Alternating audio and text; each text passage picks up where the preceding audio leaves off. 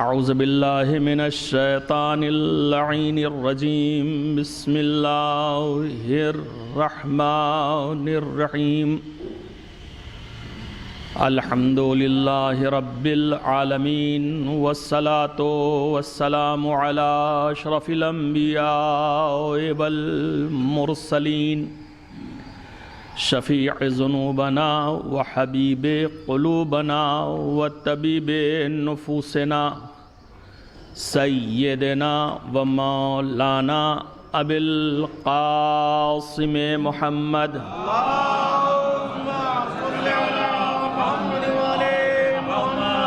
ثم الصلاة والسلام على أهل بيته الأطيبين الأنجبين الأطهرين الأشجعين الأفضلين الأكرمين المعصومين المظلومين سيما على الإمام الهمام القمقام الزرغام القوام الصوام غالب کل غالب مطلوب کل طالب امام المشارق والمغارب علی ابن ابی طالب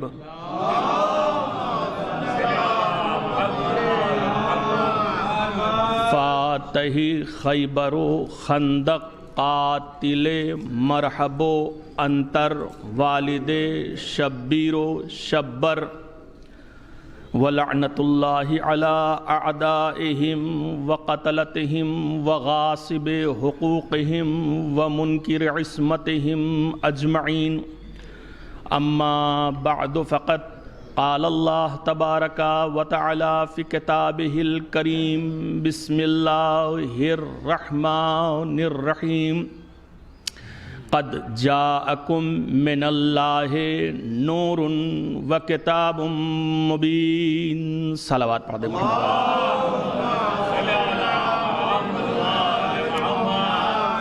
آپ حضرات سے گزارش ہے ایک مرتبہ سورہ الحمد اور 3 مرتبہ سورہ توحید کی تلاوت فرما کر مرحوم و مغفور سید نور زیدی ابن سید رضوان زیدی کو اصحال فرما دیں بسم اللہ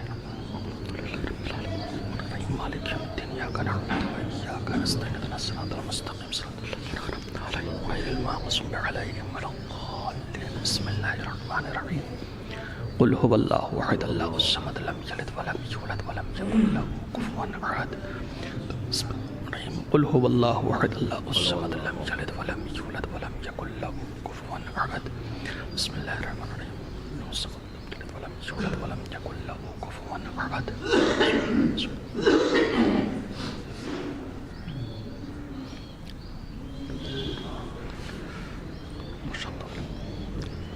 ایک صلوات پڑھ دیں مل جل کے محمد والے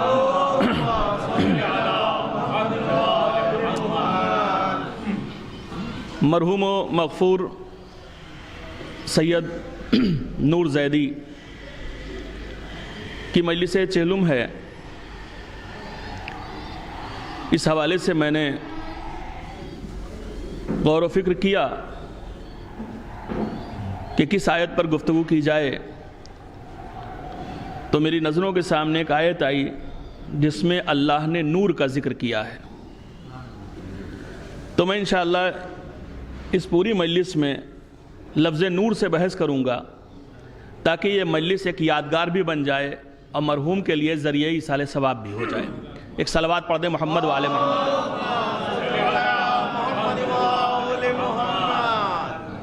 اس بات کا مجھے احساس ہے کہ ٹھنڈک ہے، لیکن ایک حدیث پڑھ دوں تاکہ وہ حرارت پھر سے پیدا ہو جائے۔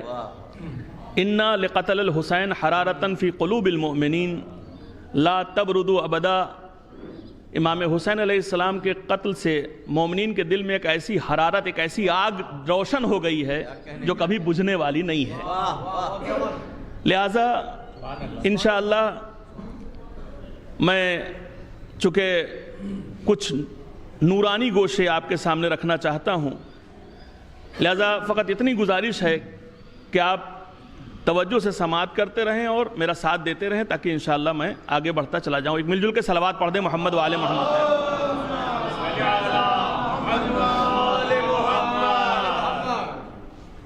40वें کے حوالے سے میں اکثر غور کیا کرتا تھا کہ 40واں کیوں کیا جاتا ہے، اس کا سبب کیا ہے؟ کوئی خاص روایت ہے، کوئی خاص واقعہ پیش آیا، ائمہ نے کوئی حکم دے دیا، یا فقط ایصال ثواب کا مسئلہ ہے؟ تو یہ بات تو بالکل واضح ہے کہ فقط ایصال ثواب ہی نہیں ہے، ایصال ثواب تو اس کا ایک گوشہ ہے، لیکن میری نظر سے ایک روایت گزری اور شاید یہ روایت کی ہی بنا پر ہم 40واں کرتے ہیں۔ وہ روایت یہ ہے کہ سرکار دو عالم محمد عربی سرکار احمد مجتبی حضرت محمد مصطفیٰ صلی اللہ علیہ وآلہ وسلم، دیکھیں 40ویں کا فلسفہ کیا ہے، کیوں 40واں کیا جاتا ہے، کسی بھی مرنے والے کا 40واں کیوں کرتے ہیں؟ تو یہ ایک ہی روایت ایسی ملتی ہے جو 40ویں کی تائید کرتی ہے۔ پیغمبر نے جناب ابو ذر سے ارشاد فرمایا، یا ابا ذر، اے ابو ذر، ان الارض لتباکی علی المؤمن اذا مات 40 صباحا۔ اے ابو ذر، جب کوئی مرد مومن مر جاتا ہے تو زمین اس کے لیے 40 دن تک گریا کرتی ہے۔ غور فرمایا آپ نے، 40 دن تک زمین گریا کرتی ہے اس مومن کے لیے جو مر گیا ہے۔ تو اب آپ یہاں سے توجہ کر سکتے ہیں اس حدیث کے عنوان سے کہ جب زمین مومن کے لیے گریا کر رہی ہے تو رشتہ داروں کو بھی گریا کرنا ہوگا، چاہنے والوں کو بھی گریا کرنا ہوگا، ماں باپ تو گریا کریں گے ہی۔ میں ان لوگوں کے بارے میں بات کر رہا ہوں جن سے بہت زیادہ بلڈ ریلیشن نہیں ہے، مگر جب ایک مومن کے مرنے سے زمین گریا کر سکتی ہے تو شاید علماء نے کہا ہے شاید یہی وجہ ہو کہ ہم 40واں کرتے ہیں، چونکہ جب زمین گریا کرتی ہے تو حق ہمیں بھی ہے کہ ہم بھی اس مومن پر گریا کریں۔ صلوات پڑھ دیں مل جل کے محمد و آل محمد پہ۔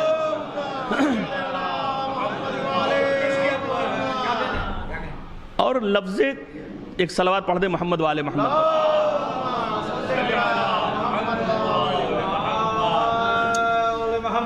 ایک اور صلوات پڑھ دیں محمد و آل محمد۔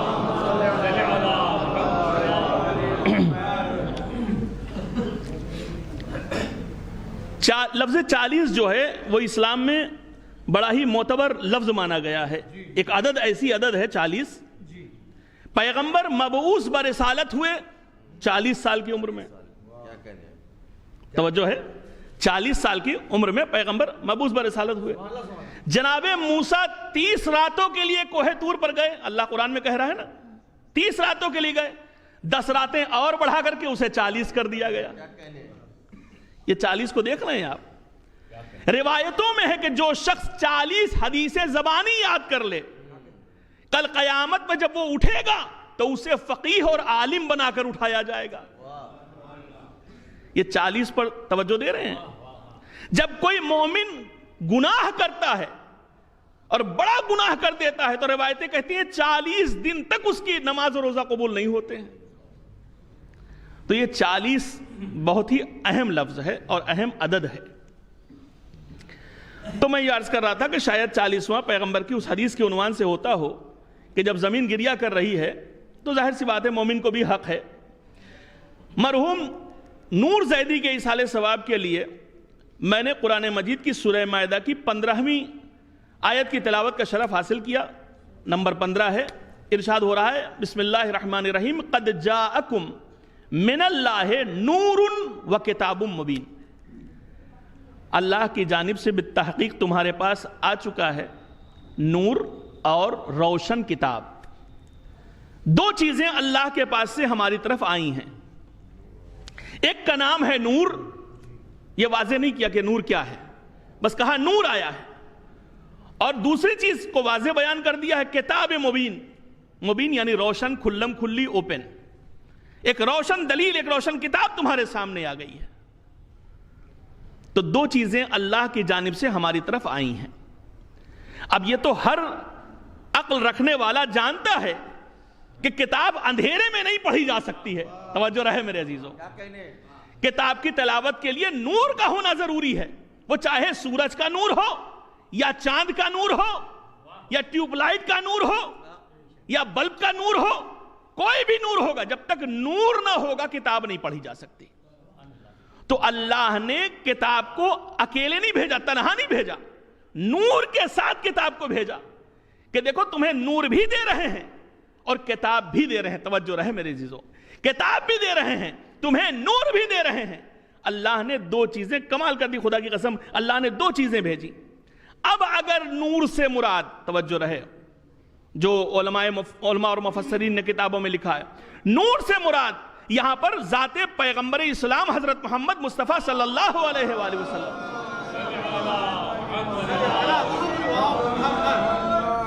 تو ماننا پڑے گا کہ یہ حدیث معتبر ہے, ماننا پڑے گا کہ یہ باتیں معتبر ہیں, چونکہ ظاہر سی بات ہے, بڑے ہی واضح اعلان ہے کہ ہم نے نور بھی بھیجا اور کتاب بھی بھیجا. یاد رکھیں, کتاب چاہے جیسی بھی ہو پڑھانے والا ہونا چاہیے. جب تک معلم کتاب نہ ہوگا کتاب پڑھی نہیں جا سکتی ہے. اب آئیے سورہ جمعہ کی طرف چلیں جو اس بات کی تائید کر دے گی. سورہ جمعہ میں اعلان ہوا, بسم اللہ الرحمن الرحیم, هو الذی بعث فی الامیین رسولا منہم یتلو علیہم آیاتہ ویزکیہم ویعلمہم الکتاب والحکمہ وان کانوا من قبل لفی ضلال مبین. یہ وہی رسول ہے جسے مبعوث کیا گیا, وہ آیتوں کو پڑھ کر تمہیں سناتا ہے, وہ معلم ہے تمہارا, وہ تمہیں تعلیم دینے والا ہے, وہ تمہیں پڑھ پڑھ کر سنانے والا ہے, وہ تمہارے نفسوں کو پاک کرنے والا ہے, وہ تمہیں کتاب و حکمت کی تعلیم دینے والا ہے. تو اس کا مطلب یہ ہے کہ یہاں نور سے مراد ذات پیغمبر اسلام. اب ہو سکتا ہے بھائی کوئی کہے کہ میں ایسے نہیں مانوں گا, تو چلیے میں تھوڑا سا آپ کو ماضی میں لے چلتا ہوں, تاکہ ظاہر سی بات ہے بہت ماشاءاللہ سے پڑھے لکھے لوگ بیٹھے ہوئے ہیں, تو ویسے بھی میں ممبر سے علول جلول باتیں کرنے کا عادی نہیں ہوں, باتیں جو کرتا ہوں مستند اور مدلل ہوتی ہے. ایک صلوات پڑھ دیں محمد والے محمد پہ.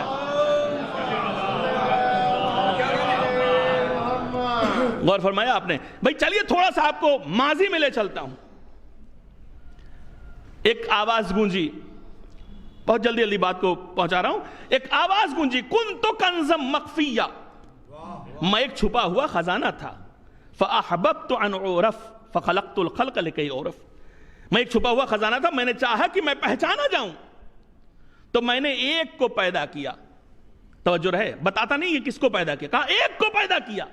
جیسے ہی یہ آواز ختم ہوئی ایک دوسری آواز آئی, ایک دوسری آواز آئی, اول ما خلق اللہ نوری, سب سے پہلے اللہ نے میرے نور کو پیدا کیا. یہ آواز پیغمبر اسلام ہے. پیغمبر فرما رہے ہیں اللہ نے سب سے پہلے اولو, اس سے پہلے کچھ نہیں ہے, اولو ما خلق اللہ نوری, سب سے پہلے اللہ نے میرے نور کو پیدا کیا. پھر پیغمبر نے ہی فوراً ارشاد فرمایا انا وعلی من نور واحد, اور میں اور علی اسی ایک نور کے دو ٹکڑے ہیں.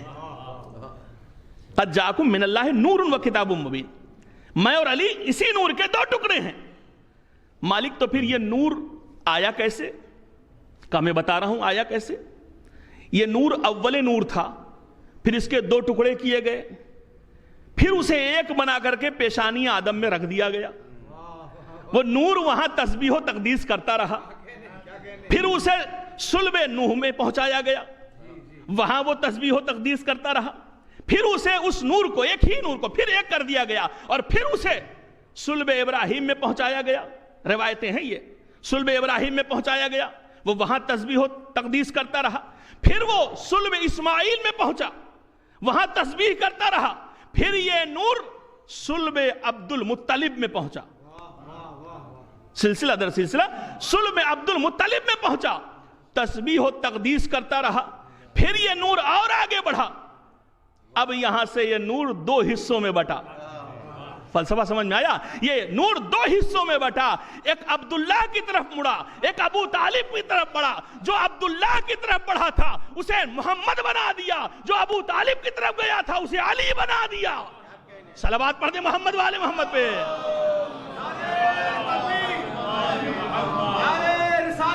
یا رسول اللہ,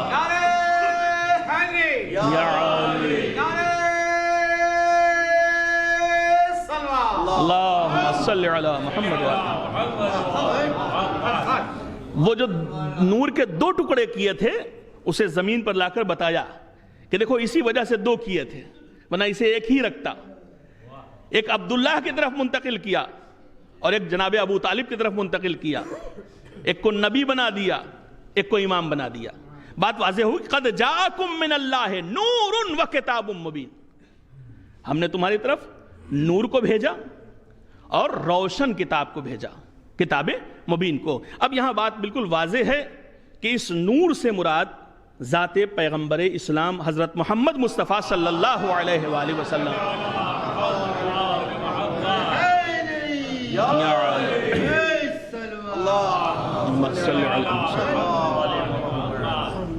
اچھا, اور یہ جو کتاب ہے اللہ نے دی ہے یہ کسی خاص زمانے کے لیے نہیں ہے, کسی خاص وقت کے لیے نہیں ہے. یہ قیامت تک آنے والی انسانیت کے لیے ہدایت کی کتاب ہے. ٹھیک ہے, اور اس میں سب کچھ لکھا ہوا ہے, لا رتب ولا یابس الا فی کتاب مبین. جو کچھ آپ تصور کر سکتے ہیں اور نہیں بھی کر سکتے ہیں سب کچھ قرآن میں موجود ہے. بس دیکھنے کے لیے نگاہ عصمت چاہیے. ہر آنکھ سے تو دکھائی دے گا نہیں, عصمت کی نگاہیں چاہیے کہ اسے دیکھ سکے کہ اس میں لکھا کیا ہے. پوری توجہ چاہ رہا ہوں. اچھا, تو اب نور اور کتاب. اچھا, کتاب کے لیے بھی اللہ میاں نے ہم لوگ سے کہہ دیا ہے بالکل واضح کہ بہت زیادہ تحقیق میں نہ پڑ جانا, بہت کچھ سوچو گے پھر بھی کوئی بات نہیں. وما اوتیتم من العلم الا قلیلا. ہم نے تمہیں بہت علم دے دیا, تم نے بہت کچھ کر ڈالا ہو, کرو گے ابھی آئندہ, لیکن یہ سب تھوڑے سے علم کا کمال ہے. توجہ ہے, تھوڑے سے. وما اوتیتم من العلم الا قلیلا, تھوڑے سے علم کا کمال ہے جو ہم نے تمہیں عطا کیا ہے.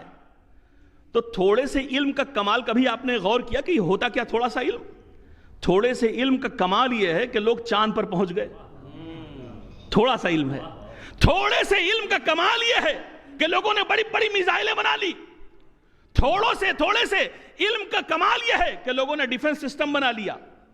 تھوڑے سے علم کا کمال یہ ہے کہ اب سورج کی روشنی کو لوگ اسیر کر رہے ہیں, مقید کر رہے ہیں, سولر سسٹم لگا رہے ہیں. تھوڑے سے علم کا کمال یہ ہے کہ یہاں سے بیٹھا ہوا انسان امریکہ میں اپنے آپ کو دکھلا رہا ہے کہ میں یہاں بیٹھا ہوں, تم وہاں بیٹھے ہو. بھائی موبائل سے جو واٹس ایپ کال ہو رہی ہے یا کال ہو رہی ہیں اس سے دکھائی دے رہا ہے. یہ کیا ہے؟ تھوڑے سے علم کا کمال ہے. توجہ رہے میرے عزیزو. تو تھوڑے سے علم کا کمال یہ ہے کہ وہ سورج پر تحقیق کرتا ہے, ان کی کرنوں کو اسیر کر رہا ہے. تھوڑے سے علم کا کمال یہ ہے کہ وہ چاند پر جا کر اتر گیا ہے. تھوڑے سے علم کا کمال یہ ہے کہ اس نے ستاروں کو مقید کرنا شروع کر دیا ہے, وہاں جانا شروع کر دیا ہے. تھوڑے سے علم کا کمال یہ ہے کہ یہاں بیٹھے بیٹھے لائیو وہ امریکہ میں اپنے آپ کو شو کر لے رہا ہے. تو جہاں تھوڑا علم ہوگا وہاں ایسا ہوگا, اور جہاں تمام کتاب کا علم ہوگا وہ سورج کو پلٹا لے گا, چاند کے 2 ٹکڑے کر دے گا, ستارے کو اپنے دروازے پر بلا لے گا. صلوات پڑھ دیں محمد وآل محمد پہ.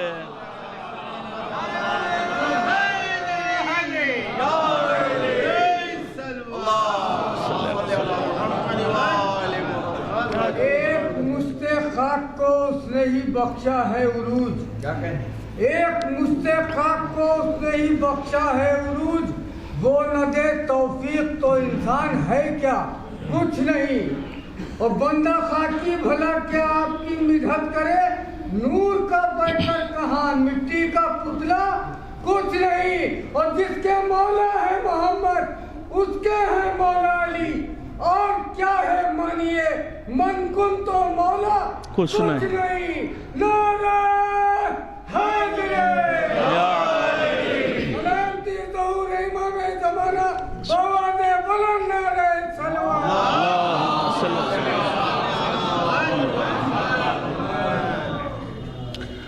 تو غور فرمایا آپ نے, قد جاءکم من اللہ نور و کتاب مبین. نور اور کتاب 2 چیزیں تمہارے درمیان بھیجی.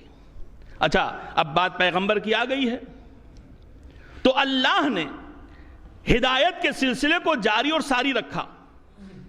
وہ اور لوگ ہیں جہاں ہدایت کا سلسلہ منقطع ہو جاتا ہے پیغمبر کے بعد سے, لیکن ہمارے ہاں ہدایت کا سلسلہ منقطع نہیں ہوتا ہے. اسی لیے ہم نبوت کے بعد امامت پر یقین رکھتے ہیں، چونکہ جہاں سے نبوت کا سلسلہ ختم ہوگا وہاں سے امامت کا سلسلہ شروع ہوگا. ٹھیک ہے؟ کیوں؟ میرے پاس ایک دلیل بھی ہے، اس کی بڑی محکم دلیل ہے.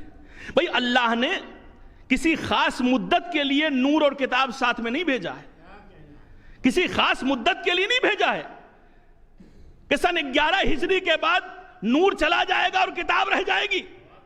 ہو سکتا ہے کوئی کتاب پر اعتراض کر دے تو پھر اب کتاب کا جواب کون دے گا؟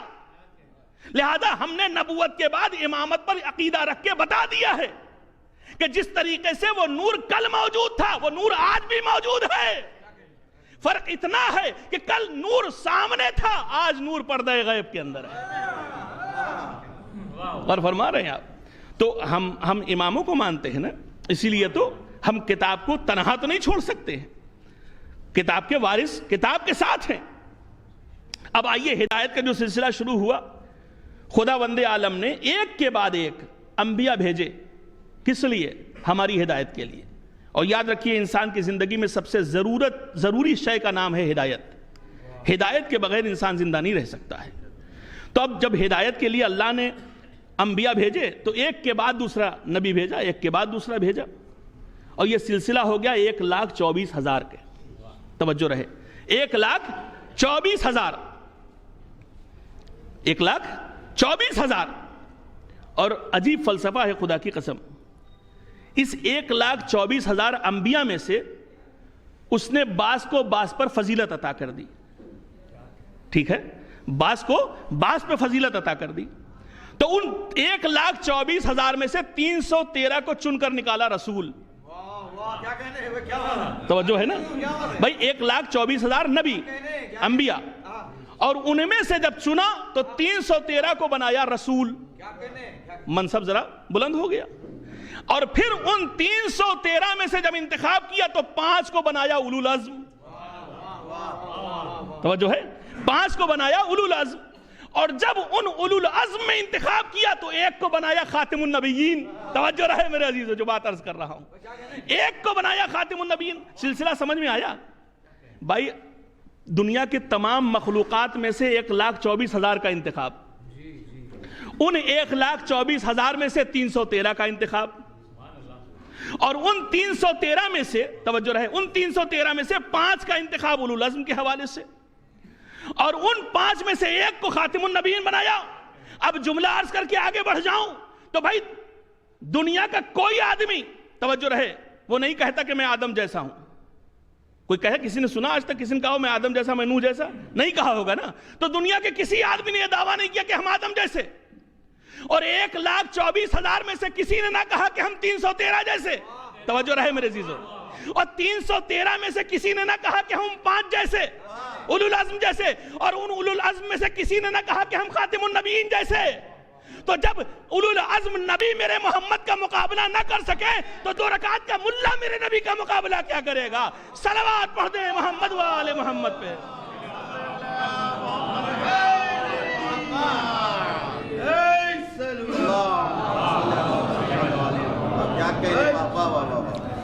بھائی یہ تو عجیب جو رسول بھیجے گئے ہیں وہ عجیب کنڈیشن ہے. سمجھیے اس بات کو. لوگ پیغمبر کو دیکھ کر کہنے لگے یہ ہمارے جیسے ہیں، اور ان کی دلیل کیا ہے؟ وہ ہمارے طریقے سے کھاتے ہیں. قرآن کہہ رہا ہے یہ ہماری طریقے سے چلتے ہیں، یہ ہماری طریقے سے بولتے ہیں. ارے بھائی اگر ذرا سا بھی اللہ نے عقل عطا کی ہے تو ذرا غور تو کرو کہ اللہ نے جو اس طرح سے تمہیں بھیجا ہے، نبی کو بھیجا ہے تمہارے درمیان، کسی مصلحت کے تحت بھیجا ہے. مصلحت کیا ہے؟ ذرا توجہ دے لے. مصلحت کیا ہے؟ مصلحت یہ ہے کہ جو اللہ نبی یا رسول بنا رہا ہے اس کا کام کیا ہے؟ اس کا کام یہ ہے کہ وہاں سے پیغام لے آئے اور آپ تک پہنچا دے. ٹھیک ہے؟ وہاں سے پیغام لے کر کے آئے اور آپ تک پہنچا دے. اس کا کام اس سے زیادہ تو کچھ نہیں ہے نا. یہی ہے وَمَا عَلَيْنَا إِلَّا الْبَلَاغُ. جو ملے وہ پہنچا دے. تب ہو کیا رہا ہے؟ توجہ رہے بھئی، ہماری کنڈیشن یہ ہے کہ ہم ہیں بشر، اور خالص بشر، پیور بشر. ٹھیک ہے؟ اور وہ ہے خالص نور. پوری توجہ رہے، وہ ہے خالص نور. ہم ہیں خالص بشر. تو اب پیغام آئے جائے کیسے؟ اگر کوئی نوری پیغام لے کر کے نور کے پیکر میں آ رہا ہے تو ہم اسے دیکھ کے بھاگ جائیں گے. ٹھیک ہے بھائی، اگر کوئی نوری اتر آوے، کہیں پر بھی ایک نور ہو جائے، تو یا تو ہم کہہ دیں گے معجزہ ہو گیا ہے، یا ہم فرار کر لیں گے کہ کچھ سفید سفید دکھائی دے رہا ہے، تو وہ آپ کو پیغام سنا نہیں سکتا. اچھا چلیے ہم لوگ کوشش کر لیں، تو ہم لوگ چلے تو جائیں گے لیکن لوٹ نہیں سکتے. بھائی ان للہ ایک ہی مرتبہ تو ہوتا ہے کہ بار بار ہوتا ہے. تو چلے تو جائیں گے ٹھیک ہے، لیکن پھر لوٹیں گے نہیں. اور یہاں بار بار جانا ہے اور بار بار آنا ہے. لہٰذا خداوند عالم نے اپنے نبی کو 2 بود عطا کیے، 2 صورتیں عطا کی، 2 چیزیں عطا کر دی. اے میرے محمد، تم نور بھی ہو اور تم بشر بھی ہو. جب یہاں سے جاؤ تو نور محض بن جاؤ تاکہ میرے پاس پیغام لے لو، اور جب وہاں سے چلو تو یہاں بشر بن جاؤ تاکہ لوگوں کو پیغام دے دو. صلوات پڑھ دے محمد والے محمد پہ.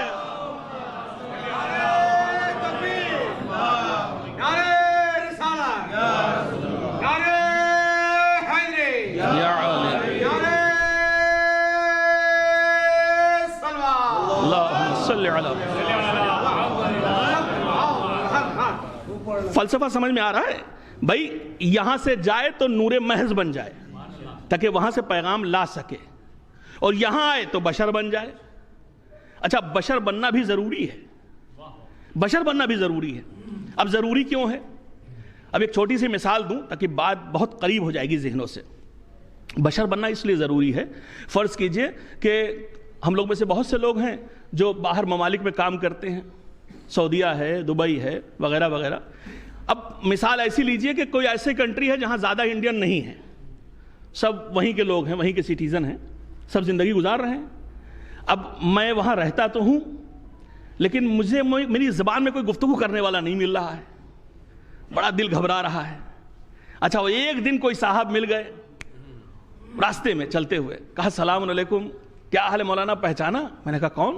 کہ میں فلاں انڈیا سے. ارے ہم نے کہا کہاں تھے آپ؟ اب زیادہ یاد بھی نہیں رہا، تب بھی لگ گئے گلے سے اس کے. کیوں؟ چونکہ اپنی زبان، اپنا ملک، اپنا آدمی، اپنی نیشنلٹی والا شخص مل گیا ہم کو، جلدی سے اس سے گلے مل گئے اور خیریت ہے، یہ ہے وہ ہے. کیا ہوتا ہے؟ انسان جھک جاتا ہے، کدھر؟ جہاں کا ہے اس طرف کو وہ جھک جاتا ہے. بھئی ایک کالا انسان ہے، کالے کی طرف جھک جائے گا. ایک انگریز ہے، وہ انگریز کی طرف جھک جائے گا. آپ کو جب اپنی نجات دکھائی دے گی آپ ان سے محبت کرنے لگیں گے. آپ کی زبان والا کوئی مل جائے گا، آپ اس سے چاہنے لگیں گے، اس سے ماننے لگیں گے. تو اللہ نے پیغمبر کو بشر بنا کر بھیجا. جب بشر ہوگا تو آپ کی طریقے سے گفتگو کرے گا، آپ کی طرف سے چلے گا، آپ کی طریقے سے عمل انجام دے گا، تو آٹومیٹک آپ کو محبت ہوگی کہ جیسے میں انسان ہوں ویسے یہ بھی انسان ہے. فطرت انسان کی ایسی ہے نا، وہ محبت کرنے لگے گا، آٹومیٹک اس سے محبت کرنے لگے گا. لہٰذا اللہ نے پیغمبر کو بشر بھی بنایا اور پیغمبر کو نور بھی بنایا. اب توجہ رہے، نور بھی بنایا اور بشر بھی. ایک صلوات پڑھ دے محمد والے ہوں. آگے آ جائیں.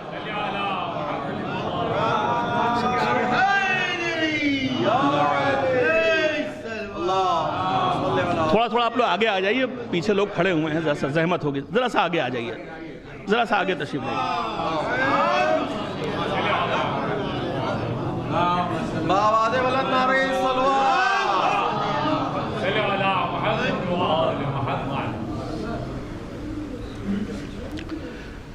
قرآن میں کافروں نے جہاں بھی پیغمبر اسلام کو یا دیگر انبیاء کرام کو بشر کہا ہے، وہاں یہی کہا ہے بار بار کہ ہم جیسے ہیں، یہ ہم جیسے ہیں، یہ ہم جیسے ہیں. مماثلت دیکھی ہے کہ جیسے ہم انسان ہیں ویسے ہی وہ بھی انسان ہیں. خدا کی قسم قرآن میں لکھا ہوا ہے کہ پیغمبر بشر ہیں، لیکن وہی والی بات ہے، اپنے مطلب کا لے لیا اور جہاں سے اپنا معاملہ گڑبڑ ہو رہا تھا وہ چھوڑ دیا. ٹھیک ہے، اپنے مطلب کا لے لیا. لا تقربوا الصلاۃ لے لیا کہ نماز کے قریب نہ جاؤ، مولانا قرآن میں لکھا ہوا ہے. تم پڑھیں تو کیسے پڑھیں بھائی؟ لکھا ہے نہ جاؤ قریب. بھائی اس کے آگے بھی تو پڑھو کیا لکھا ہے. وَأَنْتُمْ سُكَارَىٰ، جب نشے کی حالت میں ہو تب نماز کے قریب نہ جاؤ. تو انتم سکارا پڑھتے ہی نہیں ہیں. رسول بھی بشر ہے، ہاں بشر ہیں، خدا کی قسم بشر ہیں. بشر ہونا ان کا کمال ہے کہ وہ لوگوں کے درمیان آئے ہیں، بشر ہیں۔ اگر بشر نہ ہوتے تو کل قیامت میں آپ ہی کھڑے ہو جاتے کہ معبود تو نے تو نور بنا کے بھیجا تھا، وہ میرے لیے اگزامپل بن ہی نہیں سکتے، ہمارے جیسے ہوتے اور ہمارے جیسی تکلیفیں اٹھائی ہوتی تب ہم سمجھتے کہ ہاں یہ ہمارے لیے نمونہ عمل ہے، اس لیے انہوں نے بشر بنا دیا۔ اچھا اب کہتے ہیں مماثلت پائی جاتی ہے، توجہ رہے، مماثلت پائی جاتی ہے، ہم جیسے دکھتے ہیں اس لیے ہم کہتے ہیں یہ ہمارے جیسے بشر ہے۔ توجہ رہے، بس تھوڑا سا گفتگو کر کے پھر نور کی طرف چلا جاؤں گا۔ تو اب عرض کروں آپ سے، مماثلت تو بہت سی چیزوں میں پائی جاتی ہیں، میں چھوٹی سی مثال دے دوں۔ بھائی دو طرح کی مکھیاں پائی جاتی ہیں، دو طرح کی مکھیاں پائی جاتی ہیں۔ ایک محقق ہیں ہارون یحییٰ، بہت ساری کتابوں کے رائٹر ہیں اور انہوں نے بڑی اچھی اچھی تحقیقات لکھی ہیں، اگر کسی کے پاس وقت ہو تو پڑھے اسے، دیکھے کیا کہا انہوں نے۔ وہ تحریر کرتے ہیں دو طرح کی مکھیاں ہوتی ہیں، ایک شہد کی مکھی ہوتی ہے اور ایک عام مکھی ہوتی ہے۔ شہد کی مکھی کو لوگ پالنے کے لیے پیسہ خرچ کرتے ہیں، مماثلت تو ہے نا، دونوں مکھی ہی تو ہے، کوئی الگ سے شہد تو نہیں، یہ بھی مکھی ہے وہ بھی مکھی ہے، لیکن شہد کی مکھی کو پالنے کے لیے لوگ پیسہ خرچ کرتے ہیں اور عام مکھی کو گھر سے بھگانے کے لیے لوگ پیسہ خرچہ کرتے ہیں۔ ہے ایسا کہ نہیں ہے؟ تو بھائی مماثلت تو دونوں میں پائی جا رہی ہے، وہ بھی مکھی ہے یہ بھی مکھی ہے۔ جو شہد کی مکھی اپنے منہ سے اگلتی ہے، قرآن کہتا ہے وہ لوگوں کے لیے شفا ہے، اور جو عام مکھی اپنے منہ سے اگلتی ہے اس میں بیماریاں ہیں۔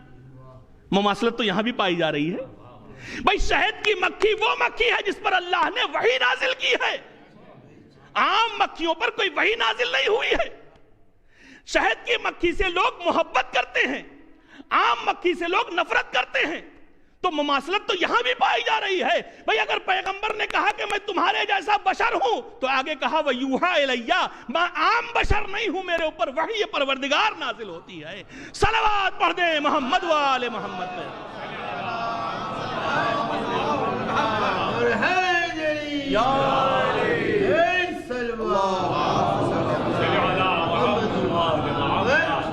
تھوڑی سی علمی گفتگو ہے لیکن مجھے بھی لطف آ رہا ہے، ماشاءاللہ سننے والے اچھے ہیں، تو بہرحال تو یہ ہے بشر اور نور۔ اچھا اب کیا یہ پاسبل ہے، سوال سنیے، کیا پاسبل ہے کہ نور اور بشر ایک ساتھ رہے؟ یعنی ایک ہی وقت میں ایک شے نور بھی ہو اور بشر بھی ہو، یہ ہو سکتا ہے کہ نہیں ہو سکتا ہے؟ ہو سکتا ہے، میں آپ کو دلیل دوں گا۔ اگر دلیل قابل قبول ہو تو میری بات قبول کر لیجئے گا، ورنہ کوئی بات نہیں، کوئی دعویٰ نہیں ہے ممبر سے۔ بھئی ایک ہی وقت میں نور بھی ہو اور بشر بھی ہو، یہ ممکن ہے کہ نہیں ہے؟ اب سنیے میری مثال سنیے۔ بھئی یہ بتائیے، سائنسداں جب چاند پر گئے تو انہیں کیا ملا؟ میں آپ سے پوچھ رہا ہوں، سائنسداں جب چاند پر گئے تو انہیں کیا ملا؟ انہوں نے دیکھا کہ وہاں مٹی ہے۔ ابھی میں کل بھی دیکھ رہا تھا کہ اس میں کیا اور ریسرچ ہوئی ہے، تو میں نے دیکھا کہ لوگوں نے اس میں پودے بھی اگائے، وہاں کی مٹی لا کر کے اس میں پودے بھی اگائے، لوگوں نے، سائنسدانوں نے پودے اگائے، اور 2 دن میں جو بیج ڈالی تھی وہ شک ہو گئی اور درخت نکل آیا، لیکن 6 دن تک وہ درخت بڑھا، اس کے بعد نہیں بڑھا۔ اب ان کو اس پر بھی تعجب ہے کہ کیسے اتنی جلدی درخت اتنا بڑا ہو گیا، وہ تحقیق ابھی جاری ہے، لیکن انہیں ملا کیا وہاں پر؟ چاند پر ملا مٹی، پہاڑ، پتھر، یہی تو ملا، اور تو اس کے علاوہ کچھ نہیں دکھائی دیا انہیں۔ انہوں گئے تھے دیکھنے کے لیے، انہوں نے یہ دیکھا، میں جہاں تک میں کوتاہ مطالعہ میں عرض کر رہا ہوں آپ سے، چاند پر انہیں مٹی، پتھر، کنکڑ کے سوا کچھ نہ ملا، یہی ڈھونڈ ڈھانڈ کر تحقیق کر کے چلے آئے، یہاں تک کہ انہوں نے کہا جب ہم چل رہے تھے تو ہمارے پیروں کے نشان آج تک وہاں ثبت ہیں، بنے ہوئے ہیں ویسے ہی، ہوا تو ہے نہیں کہ وہ اس کو اڑا کر کے خراب کر دے، صحیح کر دے، جیسا بھی ہو، تو وہ پیروں کے نشان بھی وہاں چھپے ہوئے ہیں، ویسے ہی بنے ہوئے ہیں جیسے وہ چل کے آئے ہیں۔ تو چاند ہے مٹی پتھر کا مجموعہ، لیکن جب قرآن سے پوچھا کہ چاند کیا ہے تو کہا سورج ضیاء ہے، والشمس نورا، اور چاند نور ہے۔ بھائی قرآن نے چاند کو کیا کہا ہے؟ چاند نور ہے، تو اللہ نے کہا چاند نور، تحقیق کرنے والوں نے بتایا چاند مٹی، تو جب ایک ہی وقت میں ایک چیز نور اور مٹی ہو سکتی ہے تو محمد میرا ایک ساتھ نور و بشر کیوں نہیں ہو سکتا ہے؟ صلوات پڑھ دے محمد وآل محمد پہ۔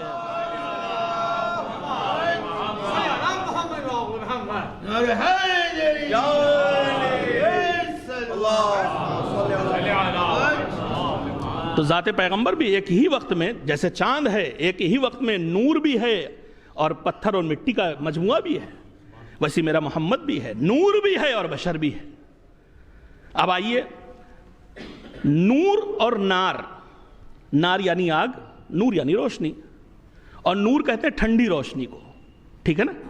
نور کہتے ہیں ٹھنڈی روشنی کو۔ تو نور اور نار فرق کیا ہے؟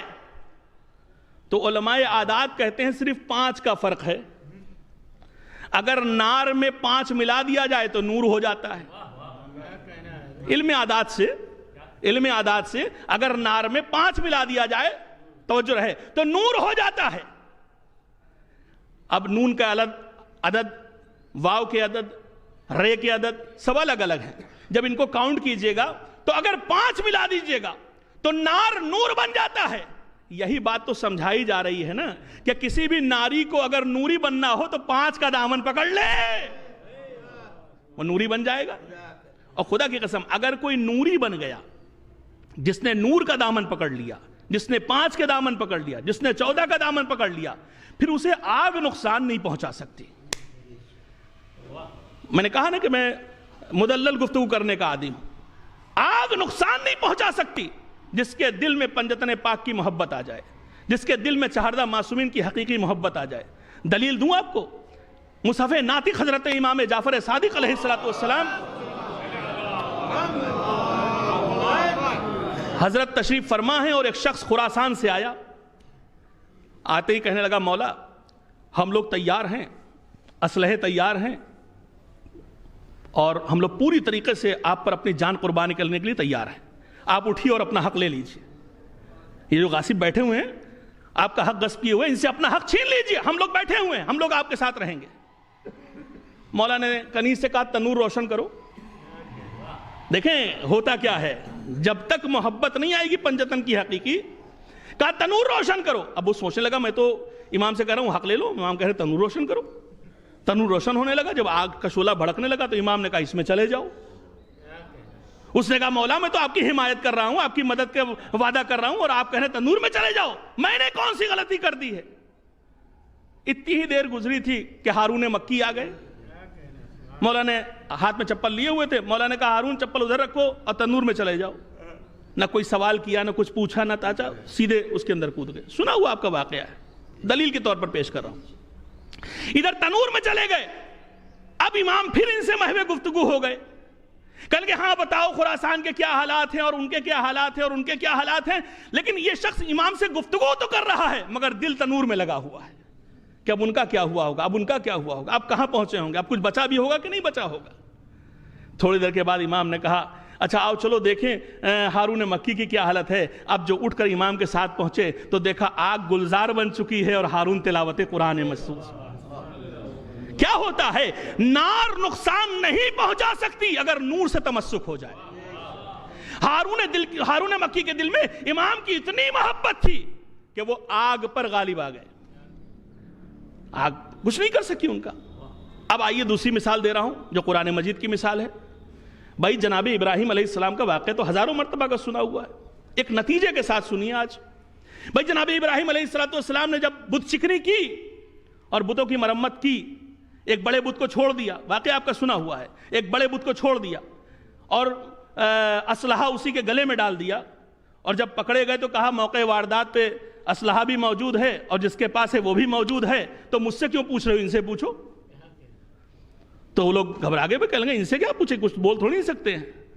تو کہا کہ جو اپنا دفاع نہ کر سکے وہ تمہارا دفاع کیا کرے گا؟ تو جو ہے نا، جو اپنا ہی دفاع نہیں کر پا رہا تمہارا کیا دفاع کرے گا؟ یہ جملہ سنتے ہی بہت سے لوگ جناب ابراہیم کی طرف آ گئے۔ یہ بھی ایک قسم کی توحید کی دلیل دے رہے تھے کہ توحید کی دلیل پیش کر رہے تھے جناب ابراہیم علیہ السلام۔ اچھا لوگ بھاگ کر ادھر آ گئے، بس گفتگو آخری مرحلے کی طرف جا رہی ہے، بھاگ کر ادھر آ گئے۔ اب گفتگو شروع ہوئی، یہاں تک کہ جناب ابراہیم کے لیے لوگ مشورہ کرنے لگے کریں تو کیا کریں۔ کون سی سزا دی جائے؟ دیکھیں جب نور سے انسان متمسک ہوتا ہے تو ہوتا کیا ہے، یہ میں عرض کرنا چاہ رہا ہوں۔ اب سزا یہ معین ہوئی، اچھا تاریخ لکھنے والوں نے یہاں تک بھی لکھا ہے کہ کسی بزرگ نے آ کر مشورہ دے دیا، جب لوگ پریشان تھے تو کوئی بزرگ داخل ہوا اور اس نے مشورہ دے دیا کہ انہیں منجنیق میں بیٹھا کر آگ میں پھینک دو۔ جب پتہ لگایا گیا تو پتہ چلا وہ کوئی بہت بڑے حضرت تھے جو نبی کے قتل کا فتویٰ دینے آئے تھے، ٹھیک ہے۔ اچھا تو اب منجنیق تیار کی گئی، اسے آج کے زمانے میں غلیل کہہ لیجئے، غلیل ٹائپ کا ہوا کرتا تو اس میں بٹھال کے اچھال دیا کرتے تھے۔ آگ روشن کی گئی، آپ کو واقعہ معلوم ہے، آگ روشن ہو گئی، آسمان سے گفتگو کرنے لگی۔ اب جناب ابراہیم کو اٹھا کر اس میں پھینکا گیا، توجہ رہے۔ جب جناب ابراہیم علیہ السلام آگ میں پہنچنے لگے، اب جبریل نے اللہ سے اجازت مانگی، کب پالنے والے تیرا خلیل آگ میں جا رہا ہے، تو خاموش بیٹھا ہے، مجھے اجازت دے میں جا کر مدد کروں۔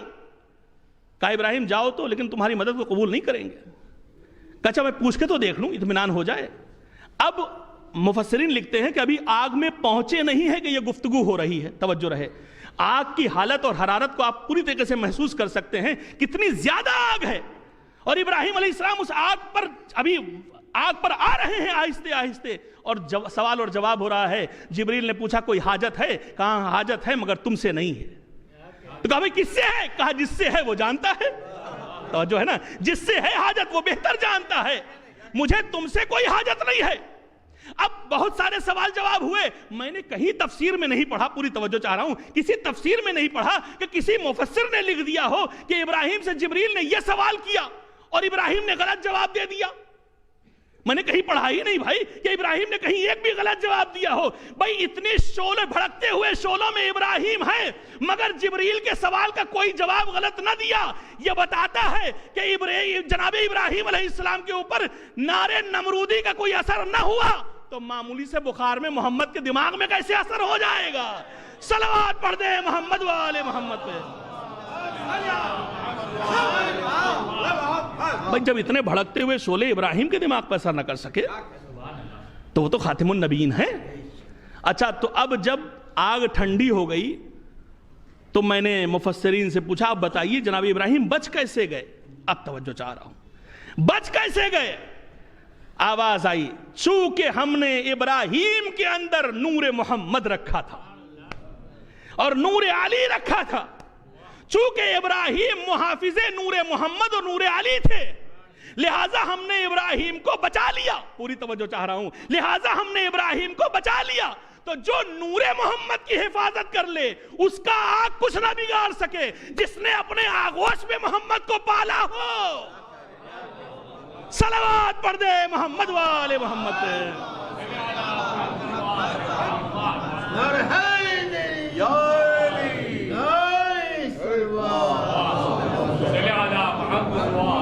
جس نے اپنے آغوش میں پیغمبر کو پالا ہو اس کا کیا مرتبہ ہوگا، اس کی کیا منزل ہوگی؟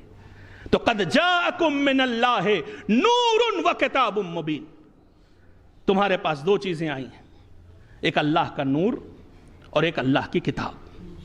توجہ رہے میرے عزیزو، جانے والے مرحوم نور زیدی انتہائی متدین، انتہائی شریف النفس، انتہائی خندہ پیشانی سے ملنے والے، انتہائی ملنسار، یہ باتیں سنی سنائی نہیں کر رہا ہوں، یہ میرا مشاہدہ ہے۔ میرا گھر اور رضا عابدی صاحب کا گھر ملا ہوا ہے، جو لوگ جانتے ہیں انہیں پتا ہے، اور جب میں وہاں مجلس خطاب کرتا تھا تو یہ مرحوم ہمیشہ وہاں رہتے تھے، موجود رہتے تھے، کھانا کھلانے میں، لوگوں کی خدمت کرنے میں۔ لیکن میں والدین سے گزارش کروں گا کہ اپنے بچوں کی تربیت میں عدل کا بہت خیال رکھیں، عدالت کا بہت خیال رکھیں۔ ہماری محبت ٹھیک ہے، کسی ایک سے بہت محبت آتی ہے، لیکن ایسا نہ کریں کہ دوسرے بچے کے سامنے اپنی محبت کا اظہار کریں۔ یہ آپ آج تو کر رہے ہیں، کل آپ کے لیے بڑا نقصان بھی ثابت کر دے گی یہ چیز۔ میں بہت ہی گہری بات عرض کر رہا ہوں آپ سے، یاد رکھیے اپنے بچوں کے درمیان عدل اور انصاف سے پیش آئیے۔ یہ نہ ہو کہ ایک کو بہت زیادہ چاہتے ہیں، ایک کو کم چاہتے ہیں، ایک کو زیادہ ڈانٹ لگاتے ہیں، ایک کو بالکل نہیں بولتے، ایک کو چھوٹ دے رکھی ہے، ایک کو ہر وقت ذلیل کرتے رہتے ہیں۔ یہ بھائی بھائی میں بھی دشمنی کا سبب ہے اور آپ سے بھی دشمنی کا سبب ہے۔ یہ بعد میں جا کر یہ جب وہ اپنے پیروں پہ کھڑا ہوگا تو وہ بولے گا، یہ بات کہے گا۔ پیغمبر تو یہاں تک اس بات کے قائل ہیں، پیغمبر اسلام یہاں تک اس بات کے قائل ہیں کہ ایک شخص نے اپنے ایک بچے کا گال چوما اور دوسرے کو چھوڑ دیا۔ پیغمبر نے اسے پاس میں بلایا، یہاں وہ دوسرا والا کون ہے؟ کہا میرا ہی بیٹا ہے۔ تو کہا اس کا گال چوما، اس کا کیوں نہیں چوما؟ کیوں؟ ذرا سوچئے، تصور کیجئے۔ کبھی کبھی استاد ایک ایران کے بہت ہی مشہور عالم دین ہیں استاد عالی، وہ فرماتے ہیں اپنے بچوں کو عزت دو اپنے گھر میں، تاکہ کل جب انہیں باہر عزت ملے تو وہ تمہیں فراموش نہ کر دیں۔ ہوتا معمولاً ایسا ہی ہے، اپنے گھر میں ہر وقت انسان ذلیل کیا جا رہا ہے اور کہیں باہر کسی کے گھر پہ گیا تو وہاں عزت مل گئی، ظاہر سی بات ہے آپ سے زیادہ اس کے دل میں اس کی محبت پیدا ہو جاتی ہے۔ جب وہ کل ان کا سپورٹ کرنے لگتا ہے تو آپ کہتے ہیں میرے ہاتھ سے نکل گیا۔ کیوں؟ ہر نفس کو عزت طلب ہے، ہر نفس کو عزت چاہیے اور اس کا حق ہے عزت کرنا۔ بعض میں نے دیکھا ہے والدین ہیں اپنے بچوں کو نعوذ باللہ من ذالک غلط القاب سے یاد کرتے ہیں، گالیاں دے دیتے ہیں۔ کیا مناسب ہے یہ چیز؟ کسی بھی اعتبار سے مناسب نہیں ہے۔ روایتوں میں تو یہاں تک ہے اگر محمد علی اور فاطمہ نام رکھا ہے تو اپنی بچے کو نہ تماچا مارو نہ گالیاں دو، اس نام کی برکت کے عنوان سے۔ بھائی یہ نام بڑا اہم نام ہے، یہ بڑا مبارک نام ہے، لہٰذا ظاہر سی بات ہے دامن وقت میں گنجائش نہیں، ورنہ میں کچھ باتیں عرض کرتا آپ سے اس موضوع پر، لیکن بس اتنا کہہ کر کے آپ سے اجازت لینا چاہتا ہوں کہ اپنے بچوں کے درمیان عدل اور انصاف سے۔ ہاں یہ الگ سی بات ہے جو روایتوں میں ہے کہ اگر سامان لاؤ تو پہلے بیٹی کو دے دو، یہ حدیث ہے، یہ روایت ہے، پہلے بیٹی کو دے دو پھر بعد میں بیٹے کو دو، چونکہ بیٹی تمہارے ہاں مہمان ہے، بیٹا تو ہمیشہ تمہارے پاس رہنے والا ہے۔ لیکن ہاں کبھی کبھی جب نور زیدی جیسے لوگ دنیا سے رخصت ہو جاتے ہیں تم تعلقات ہو یا نہ ہو آنکھ اپنے آپ نم ہو جاتی ہیں۔ کسی بھی جوان کا گھر سے اٹھ جانا، چلا جانا، انتقال ہو جانا بڑا باعث درد ہے، لیکن کیا کروں، جب بھی کبھی ایسے جوان کی طرف نظر پڑتی ہے تو حسین کا کڑیل جوان یاد آتا ہے، حسین کا کڑیل جوان یاد آ جاتا ہے۔ کون کڑیل جوان؟ جسے علی اکبر کہتے ہیں۔ علی اکبر کو تو پہچانتے ہیں نا، علی اکبر کو تو پہچانتے ہیں نا کہ کون ہے؟ یہ مولا امام حسین کا بیٹا علی اکبر ہے۔ کیا منزل ہے جناب علی اکبر کی؟ جناب زینب نے پرورش کی ہے۔ امام حسین نے روز عاشور جب جناب علی اکبر اجازت طلب کرنے آئے ہیں تو امام حسین سے کہنے لگے بابا اجازت دے دیجئے، بابا اب مجھے مقتل کی اجازت دے دیجئے۔ تو سرکار سید الشہداء نے ایک جملہ کہا کہ بیٹا اگر جانا چاہتے ہو تو جاؤ، اجازت دے دوں گا، پہلے جا کر اپنی ماں اور پھوپھی سے اجازت لے لو۔ گئے اماں کے سامنے کھڑے ہوئے، اماں اجازت ہے میں رن میں چلا جاؤں؟ ماں نے کہا ہاں بیٹا میں اجازت دیتی ہوں۔ اب مقتل کے عجیب جملے ہیں، جناب علی اکبر جناب زینب سلام اللہ علیہا کے سامنے آئے، کھڑے نہیں رہے، جناب زینب کے زانوں پر سر رکھ کر لیٹ گئے اور کہنے لگے پھوپھی اماں ایک سوال پوچھنا چاہتا ہوں۔ کہا میرے لال پوچھو، کیا سوال ہے؟ کہ یہ بتائیے آپ کی نظر میں زہرا کے لال کی زیادہ عظمت ہے یا آپ کے لال علی اکبر کی زیادہ عظمت ہے؟ بس زہرا کا نام سننا تھا، جناب زینب گریا کرنے لگی، اے بیٹا یہ کیسا سوال پوچھ لیا؟ ارے کہاں میری ماں فاطمہ زہرا، کہاں ان کا بیٹا حسین اور کہاں میرا بیٹا علی اکبر؟ بس فرمانے لگے اے پھوپھی اماں تو اب حسین پر وقت آ گیا ہے، مجھے اجازت دے دو تاکہ میں جا کر بابا پر جان قربان کر دوں۔ اے پھوپھی اماں اپنے بیٹے کو زہرا کے بیٹے پر قربان کر دو۔ اے پھوپھی اماں اپنے لال کو فاطمہ زہرا کے لال پر قربان کر دو. جناب زینب نے گریہ کیا, علی اکبر کو اذن دیا. جناب علی اکبر پھر واپس بابا کے پاس آئے. اب جب امام حسین سے عرض کیا ہے, اب آپ محسوس کر سکتے ہیں میں کیا عرض کروں کہ مرحوم نور زیدی کے والد مرحوم رضوان بھی حیات نہیں ہیں. بھائی ایک باپ سمجھ سکتا ہے کہ کڑیل جوان دنیا سے رخصت ہو جائے تو کیا تکلیف ہوتی ہے, کیا پریشانی ہوتی ہے. امام حسین کی آنکھوں سے آنسو جاری ہے. ایک مرتبہ ایک صندوق کھولا, اس میں رسول کے تبرکات نکالے, علی اکبر کو پہنانا شروع کیا. جب علی اکبر کو پہنا چکے تو پیشانی کا بوسہ لے کر حسین زمین پر بیٹھ گئے, فرمانے لگے اے پروردگار تیرے نبی کی شبیہ میرے درمیان سے جا رہا ہے. اے پروردگار تیرے نبی کی شبیہ ہے جو علی اکبر ہے وہ میدان میں جا رہا ہے. ہاں باپ نے کس کلیجے سے رخصت کیا ہوگا, میرے پاس نہ لفظ ہے نہ میں پڑھ سکتا ہوں. بس میں مقتل کے وہ جملے دہرا کر کے آپ سے اجازت لینا چاہتا ہوں. ایک مرتبہ امام حسین جنابی علی اکبر کو لے کر باہر نکلے, گھوڑے پر بازو پکڑ کر سوار کیا. کہنے لگے بیٹا جاؤ خدا حافظ. اے میرے لال جب تک دور نہ پہنچ جانا, پیچھے مڑ کر دیکھتے رہنا. اے میرے لال پیچھے مڑ کر دیکھتے رہنا. ایک مرتبہ علی اکبر نے پوچھ لیا بابا اس کا سبب کیا ہے؟ کہا اگر تمہارے سامنے بھی کوئی 18 برس کا بیٹا ہوتا تو میرے لال یہ سوال تم مجھ سے نہ پوچھتے. اب مقتل کے جملے خدا کی قسم آنسو بہانے کے لیے کافی ہیں. اکبر تھوڑی دور پہنچے کہ محسوس کیا پیچھے کوئی دوڑتا ہوا چلا آ رہا ہے. اب جو چہرہ گھما کر دیکھا 57 برس کا بوڑھا باپ, ارے ریش مبارک کو ہاتھ میں لیے دوڑتا علی اکبر کے پیچھے جا رہا ہے. اے میرے معبود, ارے اب تیری بارگاہ میں وہ جا رہا ہے جو صورت میں, شکل میں, رفتار میں, گفتار میں تیرے نبی کا مشابہ تھا. ہم جب رسول کی زیارت کرنا چاہتے تھے علی اکبر کو دیکھ لیتے. اجرکم اللہ جزاکم ربکم. ہم جب رسول کی زیارت کرنا چاہتے تھے علی اکبر کو دیکھ لیا کرتے تھے. بس میرے عزیزو دو جملے اور سنیں. علی اکبر میدان میں پہنچے, حملہ کیا, چاروں طرف سے حملہ ہوا. مقتل کہتا ہے فقطعوہ اربا. علی اکبر کے جسم کے ٹکڑے ہوا میں اڑنے لگے. ایک تیر آیا علی اکبر کے کلیجے پر لگا. بابا کو آواز دی بابا آؤ. علی اکبر زمین پر گر گیا. حسین چلے ایک عجیب جملہ کہتے ہوئے, اے علی اکبر میری آنکھوں کا نور ختم ہو گیا. اے بیٹا کچھ دکھائی نہیں دیتا, ارے کہاں ہو مجھے آواز دو تاکہ میں تم تک پہنچ جاؤں. ارے اکبر کی آواز کے سہارے حسین لاشے پر پہنچے. دیکھا کڑیل جوانی اڑیا رگڑ رہا ہے, سینے پر ہاتھ رکھے ہوئے ہیں. اے میرے لال سینے پر ہاتھ کیوں رکھے ہوئے ہو؟ اے بابا ایک سینے میں نیزے کی آنی ٹوٹ گئی ہے. حسین نے آستین اونچی کی. اے بابا علی, ارے خیبر کا در اٹھانا آسان تھا, جوان کے کلیجے سے برچھی نکالنا مشکل ہے. اے بابا میرے جوان کی لاش